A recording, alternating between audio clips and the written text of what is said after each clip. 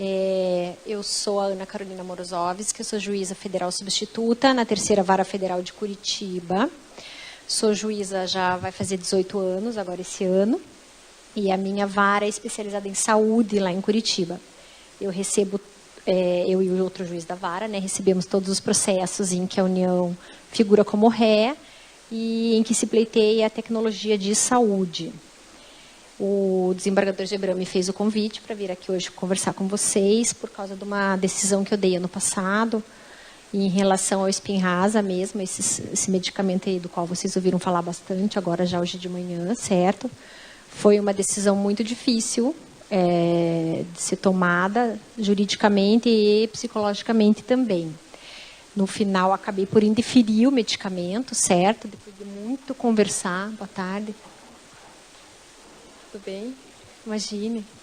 Depois de muito pesquisar sobre o assunto, conversar com as pessoas, conversei com o Dr. Gabriel, enfim, e acabei tomando a decisão, certo? Do desembargador Gebran já falou hoje de manhã acerca dos comitês da saúde, né? E eu queria enfatizar que é muito necessário que vocês participem desses comitês também, porque justamente eles trazem para nós uma visão do outro lado, dos outros atores envolvidos na judicialização. Isso é essencial para que a gente compreenda todo o fenômeno, certo? E às vezes a gente não consegue visualizar a dificuldade do gestor, a dificuldade do médico, a dificuldade do paciente. Então, quando a gente entra num comitê e debate com as pessoas, nós acabamos conseguindo entender o lado delas. E a gente pode fazer a judicialização mais eficiente, certo? Então, eu acho que se na cidade de vocês não tem comitê, vocês deveriam, de repente, tentar juntar um pessoal para fazer. Se tiver, vocês têm que participar, certo? E mesmo se não tiver comitê, a dica que eu dou é que vocês sempre conversem com todos os agentes. Tem um telefone dos secretários de saúde, do Estado, do Paraná, enfim, dos municípios, para que vocês possam conversar até antes mesmo de dar uma decisão, para ver como que ela vai ser, como ela pode ser melhor encaminhada, certo? Bom, aqui acho que o desembargador Gebran já falou, né, enfim, dos atos normativos que regulam a saúde. A doutora Edna também falou um pouquinho acerca dos medicamentos padronizados, dos tratamentos padronizados. Eles vão ser ou encontrados nos protocolos clínicos de diretrizes terapêuticas, ou nas diretrizes terapêuticas, ou então na relação estadual de medicamentos, na REMUME ou na RENAME. Isso aí já foi falado, né? Como a doutora Edna mesmo disse, o fenômeno da judicialização começou em 2005, mais ou menos. Eu vou contar mais ou menos um pouco como é que isso se passou lá, enfim, na década passada. Eu lembro que o primeiro processo de medicamento com o qual eu tive contato pedia o interferon. Foi assim, apesar da primeira judicialização ter ocorrido com medicamentos para HIV, eu, pelo menos, fui ter contato com o interferon, que é um medicamento para hepatite. Dali veio o interferon pegilado, que a gente também teve que julgar, né? E a gente não entendia nada de saúde, absolutamente nada. E o deferimento era automático. Entrava o pedido com a receita médica e a gente deferia. Gustavo estava em vara civil, lembra dessa época? Lembra, né? O deferimento era automático. E aí, enfim, não sabíamos onde a gente estava pisando, né? E eu lembro que foi dessa época também a primeira notícia que a gente teve de fraude de saúde.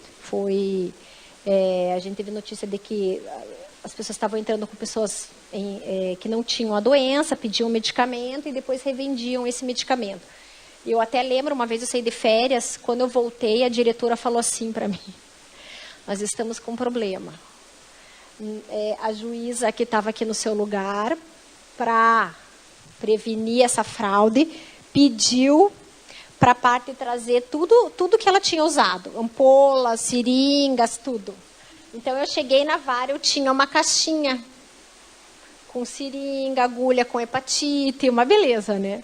Daí tive que chamar uma beleza, tive que chamar o pessoal da saúde, vir recolher tudo aquilo, enfim.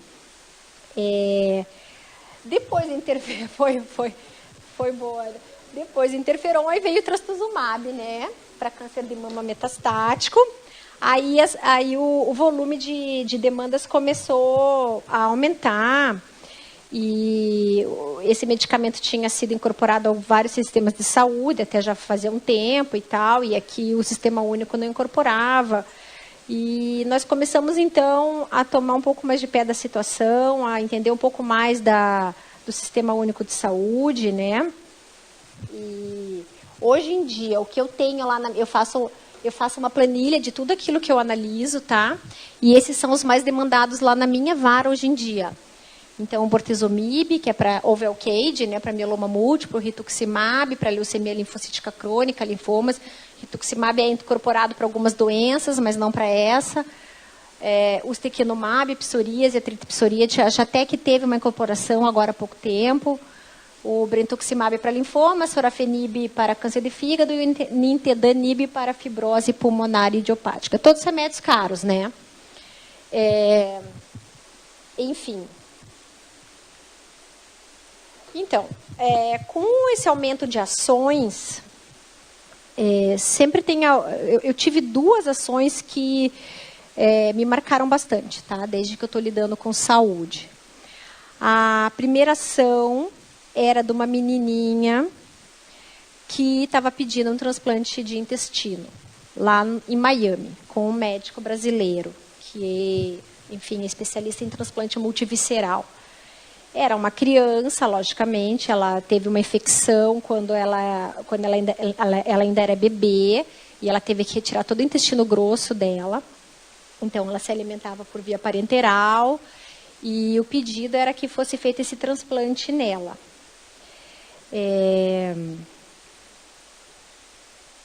Se o pedido fosse deferido, a União teria que arcar com passagem, estadia nos Estados Unidos, com transplante, com medicamento.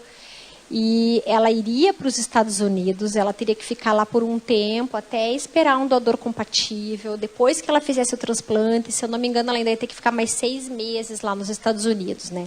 Eu abro um parênteses que hoje em dia existe legislação proibindo que o SUS custeie tratamento no exterior, certo? Então, acho que até tem um projeto de lei que tá querendo fazer com que isso seja possível, mas eu não sei como é que está esse projeto agora. Então, eu poderia muito bem sair por essa, enfim, julgar por essa saída, né? Olha, o SUS não precisa custear tratamento no exterior, então eu indeferiria o pedido por esse motivo. Mas, mesmo assim, foi feita perícia. Quem fez perícia foi o HC, lá de Curitiba. Esse médico que está lá em Miami, ele se formou na Universidade Federal do Paraná, então ele veio do HC. Enfim, o parecer eu acho que veio um pouco até com viés, por causa dessa proximidade com esse médico que está lá em Miami, mas a perícia do HC foi taxativa no sentido de que ela teria realmente a necessidade de fazer esse transplante. Aí eu estou falando desse caso porque esse caso teve uma solução bem legal, bem diferente. Diante desse impasse, né, essa indicação do transplante pela perícia, a União acabou mandando lá para a minha vara 2 especialistas. Um era o Dr. João Seda, do Sírio-Libanês, que é especialista em transplante pediátrico de abdômen.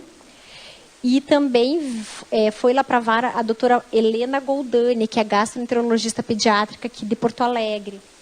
E foi muito legal. Eles passaram o dia inteiro lá na vara com a gente. A criança foi até a vara, a mãe foi até a vara. Eles fizeram, tudo bem? Eles fizeram análise na paciente, viram todos os exames.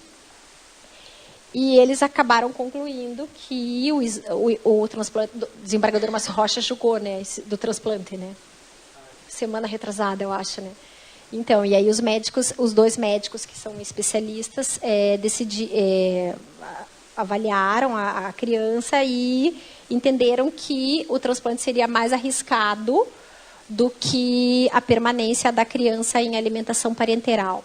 Existem alguns requisitos, né, para que o transplante seja indicado. E no caso dessa criança, ela ainda tinha acesso venoso preservado, ela estava bem nutrida, então não era o caso de fazer esse transplante. E devo dizer aqui que até esse médico lá de São Paulo falou que existe uma abordagem bem diferente em relação a esse transplante entre os Estados Unidos e a Europa. Na Europa eles são super conservadores, eles não fazem esse transplante tão facilmente como eles fazem nos Estados Unidos. E uma coisa me chamou muita atenção, assim, quando a doutora Helena foi lá, e ela tem um serviço bem bonito de deshospitalizar crianças que estão internadas em hospital, porque precisam receber alimentação parenteral, e às vezes a família não sabe dos cuidados que tem que ser tomados com aquela alimentação. Então, ela faz todo esse trabalho, tira do hospital, leva para casa, treina a família, treina uma segunda pessoa, caso aquela primeira pessoa não esteja disponível para cuidar da criança. E ela me contou que existe uma resistência muito grande por parte dos pais em aceitar essa via de permanecer com a alimentação parenteral, em detrimento do transplante. Porque, enfim, a desconfiança em relação ao SUS, né? Tudo que vem do SUS eu desconfio, acho que é ruim e tal.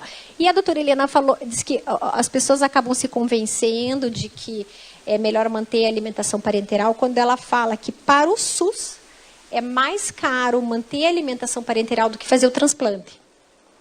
Então, a hora que ela joga os custos e fala, olha, veja, a alimentação parenteral é tão melhor que ela é até mais cara.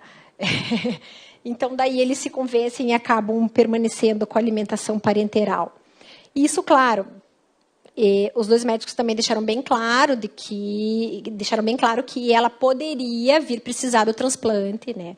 Mas que essa seria uma última opção.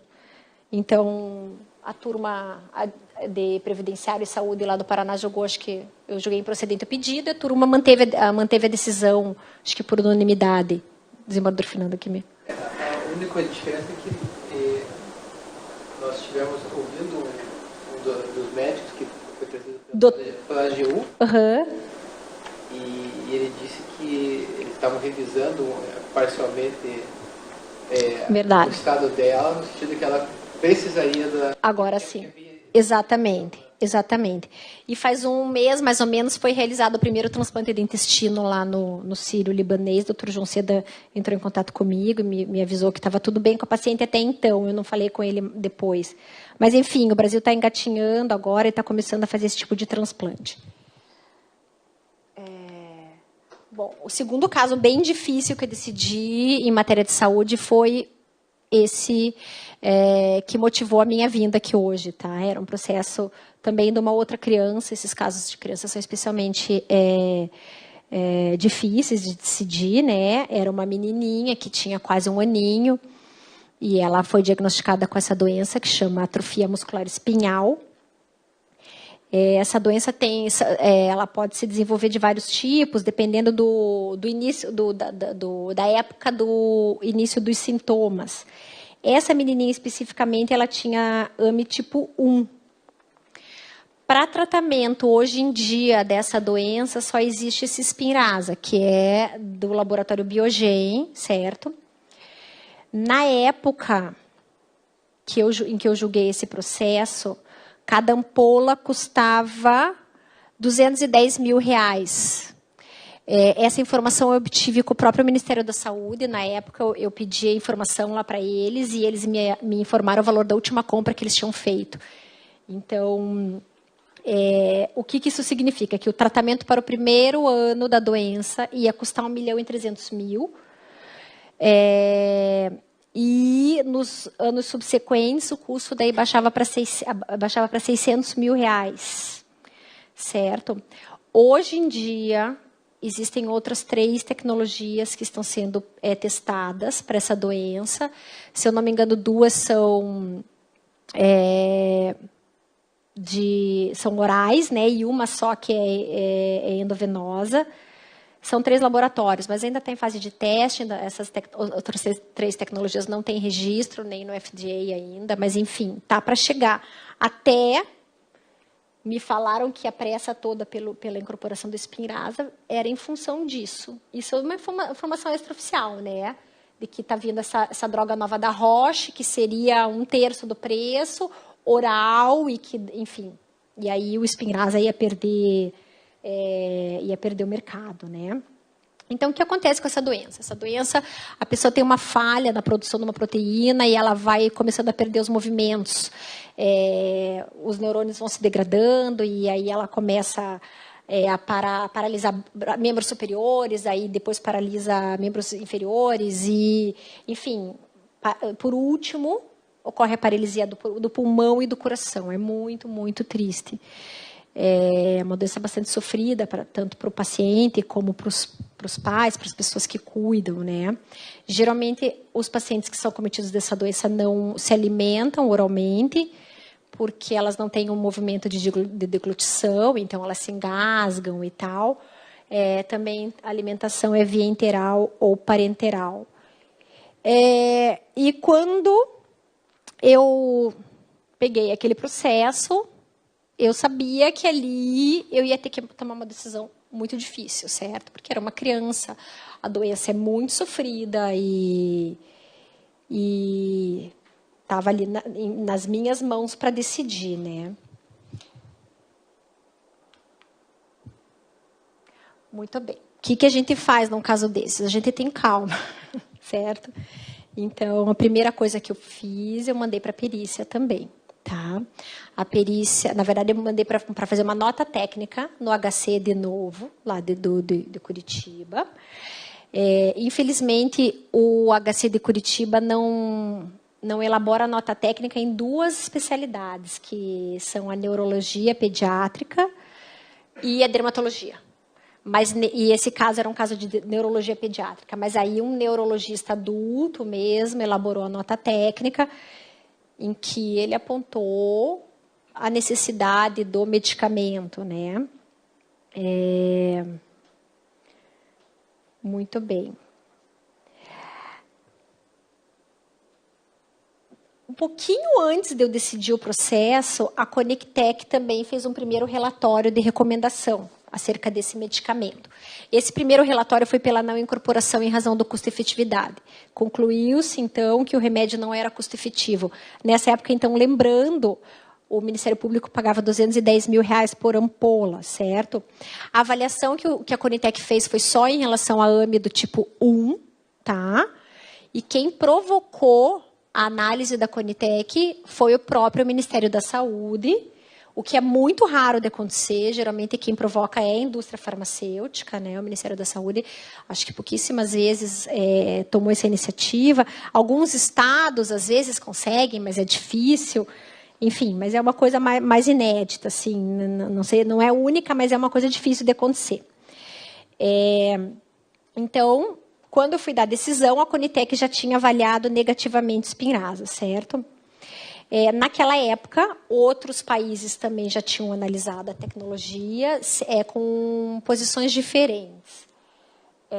O Canadá, naquela época, tinha aprovado para AME tipo 1, não tinha aprovado para os outros tipos de AME. E também com redução de preço e tal, mas estava aprovado, certo? E também o paciente tinha que preencher alguns critérios. Esses critérios, eu acho que os mais importantes são que o paciente não pode estar em ventilação invasiva por traqueostomia, e também ele não pode ter escoliose, e não sei se tem mais algum importante. Exatamente. Tinha que estar se alimentando via oral. São esses os 3 critérios mais importantes. Geralmente é o que... e também tem... bom, como é AME tipo 1, tem o início dos sintomas até uma determinada... até acho que 6 ou 7 meses, alguma coisa assim.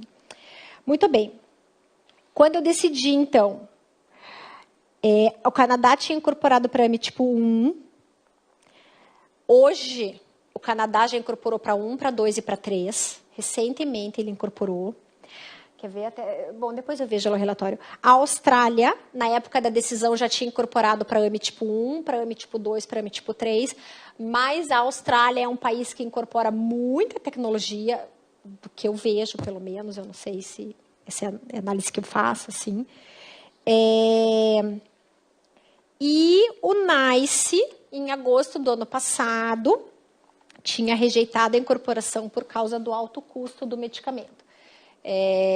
O NICE admitiu que a droga era efetiva, tinha medicina baseada em evidência atestando a necessidade de indicação dela, mas, em razão do alto custo, o NICE indeferiu. Parênteses, o NICE voltou a se reunir dia 6 de março, agora, recentemente, para reanalisar a questão, devido, claro, a uma pressão das associações de portadores da doença e também do laboratório. O relatório ainda não está disponível e não se sabe nem o que eles vão fazer. Parece que eles vão tornar pública a decisão em algumas semanas. Mas até ontem a gente ainda não conseguia saber o que a Inglaterra tinha, o que o NICE tinha feito, né? Muito bem. Outro parênteses. A Conitec também, por causa da pressão dos pacientes e também da indústria, reanalisou o medicamento, foi semana passada, se eu não me engano, certo? Elaborou um novo relatório de recomendação, dessa vez pela incorporação do medicamento para AMI tipo 1, mediante o preenchimento de alguns requisitos, que são basicamente esses que o doutor falou, né, que a gente falou. E o Ministério da Saúde vai fazer um contrato de compartilhamento de risco. Pelo que eu entendi, é uma coisa nova aqui no Brasil. Acho que não sei se já havia sido feito antes, mas em outros países isso é bem comum. O que acontece? Eu não sei direitinho como é que vai ser esse contrato, mas basicamente é o seguinte: a empresa se compromete a arcar com o valor da droga nos casos em que ela não funciona. E existem alguns casos nos quais o paciente não responde realmente à droga, até quando se trata de espinrase. Então, o Ministério da Saúde só pagaria por aquilo que teria trazido algum tipo de resultado, certo? Esse relatório está indo para consulta pública, eu não sei se já tem data marcada, certo? E daí depois vai para o secretário de Ciência e Tecnologia para fazer a publicação da portaria de incorporação, certo? Então, eu analisei, naquela época, todos esses outros países, o que eles tinham feito, o que eles não tinham feito. Eu tinha a nota técnica na minha mão, e aí eu mesma fui procurar, né, na literatura médica, o pouco que eu consigo. Mas, enfim, fui atrás. Aí a gente vai naqueles sites que o doutor indicou, o PubMed, o Cochrane, enfim. E existem 3 estudos bem importantes. Eu acho até que na época só tinha 2, né, Gabriel? Agora, hoje em dia, tem 3. Isso, tinha um de início, tipo, início tardio, que acho que era o Cherish, e um que era o Endear. Eu acho que era o Endear, né? Eram esses 2. Enfim, tinha um bom nível de evidência científica indicando que o remédio melhorava alguns marcadores de função motora nas crianças. Existe uma escala, até o doutor mostrou lá no slide, é uma escala, acho que é uma escala de Hammerschmidt, que diz assim, se a criança senta, se a criança rola, se a criança levanta a mão. Então, eles vão anotando se está havendo algum tipo de melhora nesses marcadores. E os estudos indicavam que havia melhora, sim. Então, a medicina baseada em evidência indicava que a droga era necessária para aquela paciente que tinha entrado com a ação. E a droga é muito cara. Então, fica o dilema para o juiz, né? Eu acredito que muitos juízes, já tendo essa posição da medicina baseada em evidências, já defeririam esse pleito, sem analisar economicamente a questão, certo? E acho que existem algumas razões para isso, porque a primeira delas, eu acredito que seja a tendência natural do ser humano de não querer carregar fardo, né? Então, eu, juiz, não quero carregar esse fardo de ter indeferido esse remédio para essa menina. É difícil. Todos os dias, durante um mês, eu lembrei dela. Não é fácil. Então, acho que tem essa tendência natural da gente não querer sentir essa culpa. Tem uma dificuldade de análise em relação à questão econômica mesmo. E eu ouso dizer que existe até uma questão religiosa mesmo, sabe? Do tipo, vou dar o remédio, vou ganhar uma recompensa. Não vou dar o remédio, vou ser punido. Eu escuto isso. Já escutei várias vezes de juízes. Enfim, o fato é que, na minha opinião, a análise de custo-efetividade vai ter sempre que ser feita quando você está diante de uma droga tão cara, até mesmo diante de drogas mais baratas, enfim. Essa análise do custo-efetividade é um imperativo para o juiz hoje em dia, né?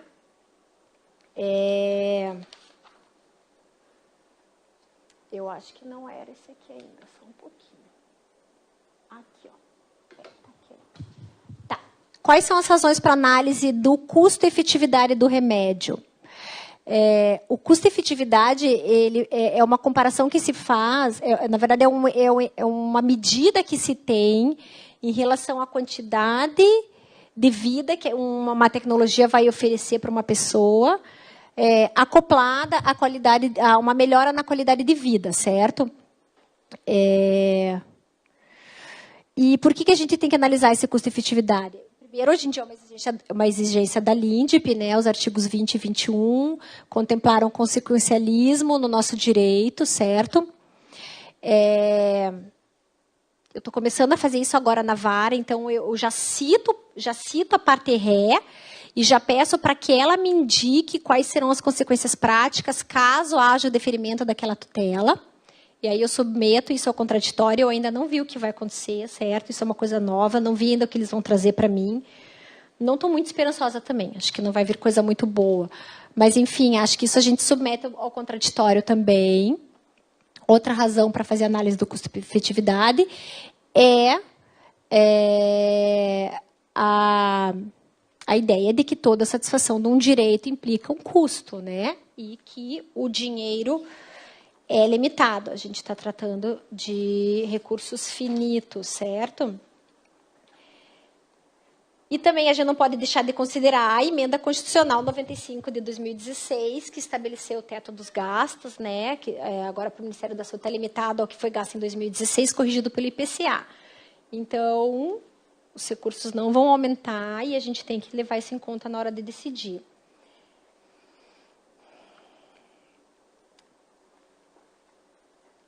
Bom, partindo do pressuposto que o dinheiro é limitado, o juiz, quando vai fazer uma análise desse tipo, tem que ver as consequências da sua decisão e tem que perceber que se eu vou dar uma droga muito cara para uma pessoa, eu vou ter que tirar esse dinheiro de algum lugar. Ele não vai surgir, eu vou ter que remanejar dentro do orçamento. Eu não, né? O gestor vai acabar tendo que remanejar ali dentro do orçamento, tirando dinheiro de políticas que já estavam previstas previamente, certo? Eu também ainda escuto gente falando que vai deferir o medicamento porque existe muita corrupção no Brasil e que se tem dinheiro para roubar, tem que ter dinheiro para pagar remédio. Ainda escuto isso, certo? Acho que ninguém aqui acredita que uma pessoa vai deixar de se corromper para comprar um remédio que foi deferido judicialmente, né? Isso não acontece. Então, ninguém vai tirar o dinheiro da corrupção para pagar remédio. Você vai tirar dinheiro que já está no orçamento do Ministério da Saúde e que ia ser destinado para alguma outra política pública, né? Muito bem.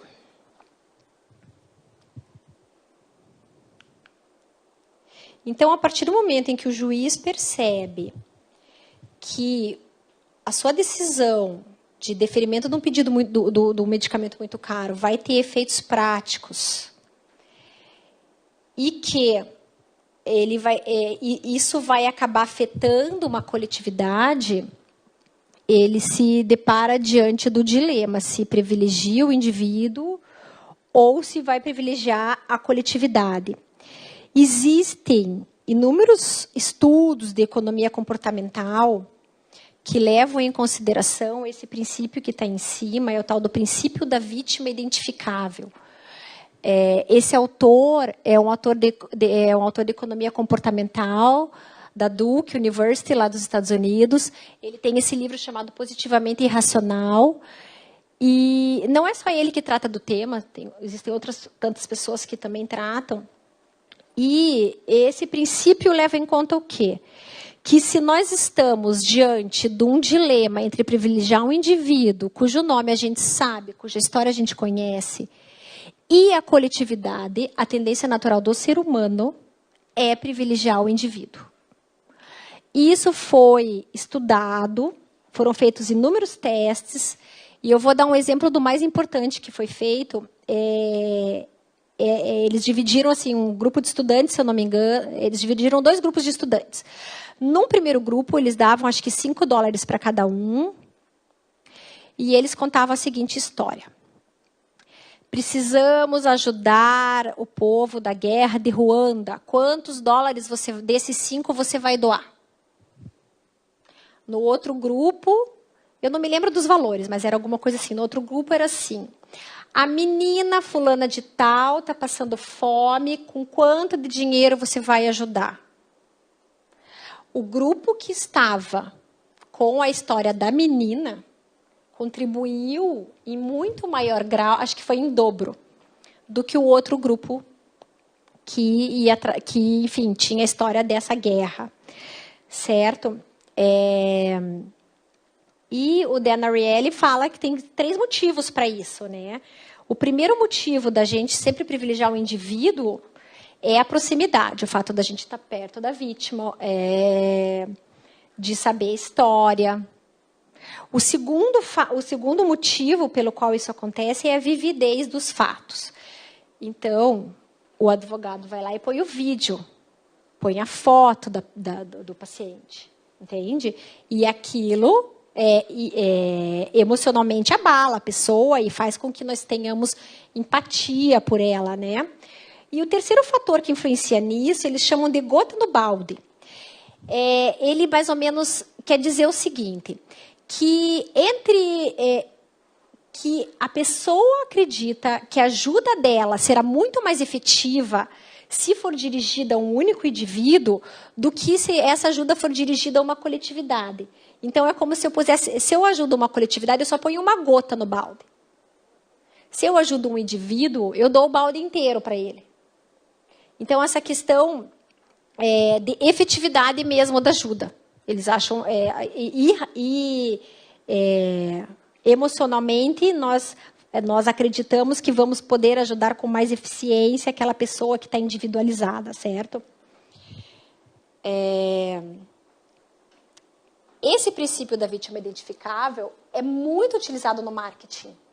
Então, o Greenpeace, quando ele vai fazer uma propaganda, ele põe a espécie que está em extinção. Não põe assim, o meio ambiente está com problema. Ele põe o panda ali está morrendo.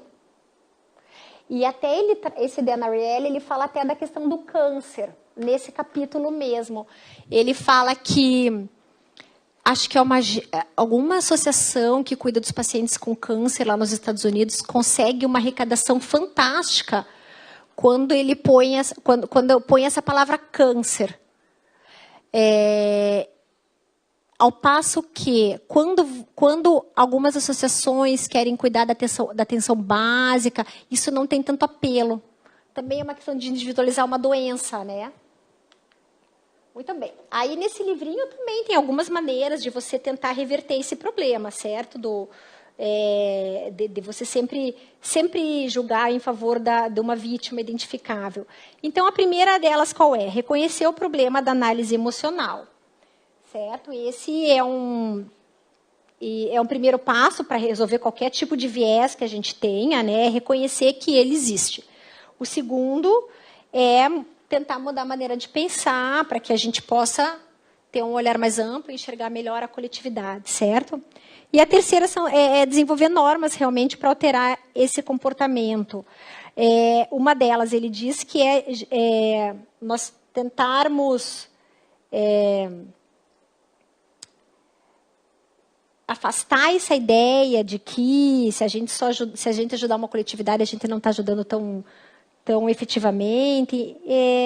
Acho que, se não me engano, é isso que ele fala. Muito bem, mas eu admito que sair do indivíduo e partir para a coletividade é um processo, tá? Não é uma coisa que acontece da noite para o dia. Vai fazer 3 anos que eu recebo as coisas de saúde lá de Curitiba e eu fui começar a pensar assim no final do ano passado, certo? Então, a hora que a gente para pensar que se a gente tirar o remédio, se a gente der um remédio caríssimo para uma pessoa, a gente vai prejudicar tantas outras, nós acho que vamos ter uma judicialização um pouco mais racional, certo? Voltando ao caso. Então, o Spinraza chegou na minha mão, eu tinha perícia, eu tinha nota técnica, eu tinha análise das outras agências, de outros países, e eu tinha medicina baseada em evidências. Como é que a gente faz para analisar o custo e efetividade de uma droga? Uma decisão, uma questão muito difícil. Eu até nem sei, esses dias me contaram que existem 3 profissionais no Brasil que fazem esse tipo de análise ou não? Não? Não, tem muito mais. O que... Tem poucos, mas tem mais. São poucos, né? Poucos, mas não é 3. Tá, o doutor Samir acabou me dando essa informação. Não, tem mais, enfim. Tem mais gente, então, que faz. Mas é difícil, de qualquer maneira, certo? Alguns países têm limiares fixados. Então, eles entendem que eles podem entregar uma droga para um paciente desde que ela não seja mais cara do que X, certo? Aqui no Brasil, não existe um limiar de custo-efetividade fixado. Eu acho que nem explicitamente, né, que quando existe isso público, né, nem implicitamente, porque a gente vê discrepâncias nas decisões da Conitec. Enfim, existe hoje um projeto de lei que está no Senado que pretende a fixação de um limite de custo-efetividade. Ele está na Comissão de Assuntos Sociais atualmente, mas está parado, bem devagar. Então, como a gente não tem esse limite de custo-efetividade fixado, eu pensei um pouco e tentei dar um pouco de objetividade para essa questão, ver como é que a gente consegue racionalizar tudo isso e ter um valor assim aproximado, além do qual nós não poderíamos ir além e extrapolar, né? Um dos 3 critérios para o juiz decidir, tá? O administrador pode fazer o que ele quiser. Se ele quiser dar uma droga cara, ele dá. Agora, o juiz, eu acho que tem que...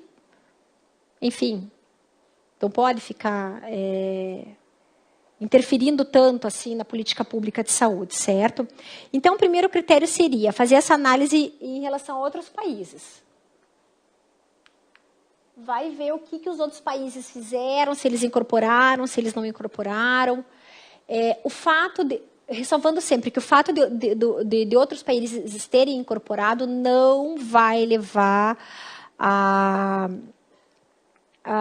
conclusão de que a gente tem que incorporar, porque, afinal, o nosso PIB per capita é muito menor do que o da Inglaterra, do que o do Canadá, do que o da Austrália, da Escócia, enfim. Então, apenas um critério de eliminação. Se, por exemplo, o NICE não incorporou o Spinraza lá para eles, tá? Para mim, como juíza, tá? O administrador pode fazer, enfim, pode incorporar. Eu entendo que o Brasil também não pode incorporar. Eu, juíza, tenho que entender que o Brasil não pode incorporar. Um outro fator, que acho que até o doutor Augusto falou aqui dos 3 PIBs per capita, né? Enfim, quando eu fiz essa pesquisa em relação a esse limite de custo-efetividade, lá na OMS tem uma indicação de uma reunião que foi feita em que se fixou que todo tratamento que custasse acima de 3 PIBs per capita por ano não seria custo efetivo. Posteriormente, eu achei até nessa pesquisa que a própria OMS reconheceu que esse percentual, que esse limite estava inflado, que ele estava exagerado, enfim, que não deveria ser utilizado. Aí até ele fala assim que tudo aquilo que for até um PIB que custar por ano, até um PIB per capita era custo efetivo, passou de 1 a 2 era médio, era alguma coisa assim, mas eu não vou lembrar direito. Enfim, o fato é que esse limite de 3 PIBs per capita ultrapassou o limite de 3 PIBs per capita, ainda que esse limite esteja inflado, ele vai significar o fato dele ter ultrapassado vai significar que o juiz também não pode fornecer esse medicamento. É o critério que eu adotei, tá? Então, o terceiro critério seria o limite. O terceiro critério seria fixar esse limite como o custo do tratamento mais caro que já foi incorporado no Brasil. Quando eu dei a decisão, o relatório da Conitec indicava que essa doença, que a doença que teria o tratamento mais caro seria a doença de Gaucher, naquela época. Eu fiz o cálculo, mais ou menos, junto com uma pessoa que trabalha lá na Secretaria de Saúde do Paraná, e a gente achou que estava mais ou menos dentro mesmo o valor, porque a Conitec acaba que não fala assim, olha, o medicamento mais caro incorporado é a doença de Gaucher, porque a gente vai gastar tantos por ano. A gente tem que concluir isso do relatório, sabe? Então, enfim, a conclusão a que a gente chegou é que a doença de Gaucher custa por ano para o Ministério da Saúde R$324 mil, certo? Então, naquela época que eu dei a decisão, outro critério que eu poderia ter utilizado é assim, todo tratamento que exceder R$324 mil por ano não poderia ser deferido pelo juiz, certo? Hoje em dia, com esse novo relatório da Conitec, pela incorporação do Nusinerzena, do Spinraza, esse limite aumentou, e aí acho que a gente já não consegue mais usar esse critério, né? Então, porque por esse último relatório da Conitec, a ampola vai custar R$147 mil, e então o custo do primeiro ano de tratamento vai ser de 885 mil. Então, veja, a gente tinha a doença de Gaucher, que custava 324 mil, e agora a gente vai ter a AME tipo 1, que vai custar 885 mil no primeiro ano de tratamento, né? Então, com relação ao caso do Spinraza, eu posso dizer que na época em que eu decidi, ele se enquadrava em todos esses critérios. O NICE não tinha incorporado, então eu, juíza, também não ia poder deferir esse tratamento para alguém daqui do Brasil. O medicamento, o tratamento anual, custava mais do que 3 PIBs per capita por ano. E ele extrapolava também o limite da época, que era da doença de Gaucher, né? Partindo disso, concluí, então, que o medicamento tinha que ser indeferido. Mesmo que ele fosse eficaz para a paciente, partindo do pressuposto de que eu, juíza, não posso interferir de tal maneira nas políticas públicas de saúde, certo? Eu vou dizer que foi uma decisão muito difícil que eu tomei, não foi fácil, emocionalmente muito difícil. Foram 3 noites sem dormir, de verdade. É muito triste você ter que negar isso. Conversei com muitas pessoas antes de publicar a decisão.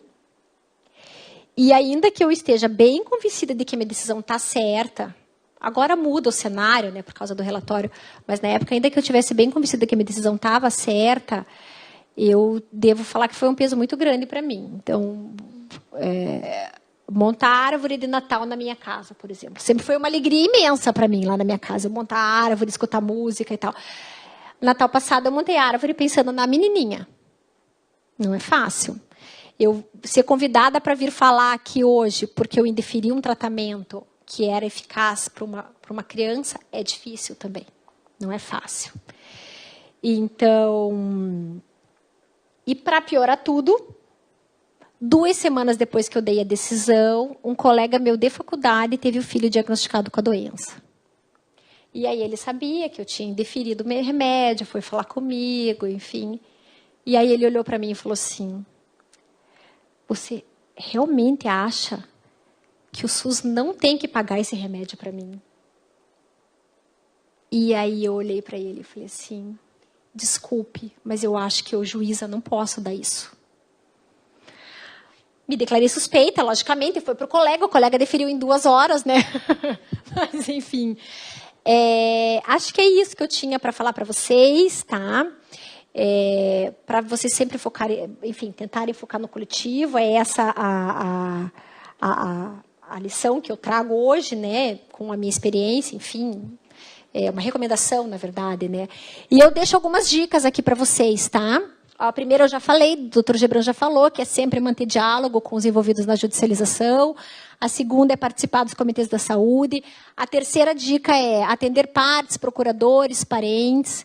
Eu atendo gente que está doente, eu atendo pai de gente que está doente, eles choram na minha frente, e eu acho que isso é bastante importante para eles, porque eu já escutei também assim, olha, eu não ganhei o remédio, mas pelo menos eu consegui fazer tudo aquilo que eu queria. Eu fui até onde eu podia ir. Eu consegui falar com a juíza. Se a juíza não deu, é outro problema. Mas eu me livrei do meu encargo, entendeu? De tentar tudo que eu podia pelo meu parente, enfim. Então, acho bastante importante isso. Outra coisa que eu também devo falar para vocês, que acho que a gente tem que adotar um tom cordial nas decisões, tá? Às vezes eu vejo algumas decisões, assim, muito mal educadas, destratando a parte que está pedindo, por exemplo, para furar uma fila de leitos. E eu acho de uma grosseria horrível isso, porque a pessoa primeiro tem o direito de pedir, a pessoa está numa situação péssima, às vezes está numa UPA e precisa de um leito de UTI, e o juiz despacha assim: o que essa criatura está pensando que vai passar na frente dos outros? Isso não é jeito de despachar num processo, tá, gente? De despachar num processo que lida com pessoas doentes. Então, por mais que o pleito seja descabido, a hora que você for indeferir, na minha opinião, tem que deferir com delicadeza, com humanidade. Certo? Eu acho que a gente sempre tem que pensar fora da caixa quando a gente está tratando de saúde. Eu vejo coisas que eu resolvo por WhatsApp mesmo, sabe? Sem tanta formalidade. E a sexta dica tem que ler o livro do desembargador Gebran e do Dr. Clênio. Não adianta. É um livro bem pequenininho. Esperem, não sabia que ia lançar outra edição. É um livro fininho, é um livro rápido, objetivo, que vai mudar muita coisa do que vocês pensam, eu acho, sobre a judicialização. Certo? Acho que é isso. Eu me coloco à disposição, né, caso vocês queiram tirar alguma dúvida agora ou mesmo posteriormente, quando vocês se depararem com algum caso, enfim, agradeço a todos, peço desculpa, eu não sou uma boa oradora, eu lido bem com a palavra escrita, mas com a palavra oral eu não lido. E também desculpe meu tom informal, mas eu queria agradecer, então, por vocês estarem aqui. Muito obrigada.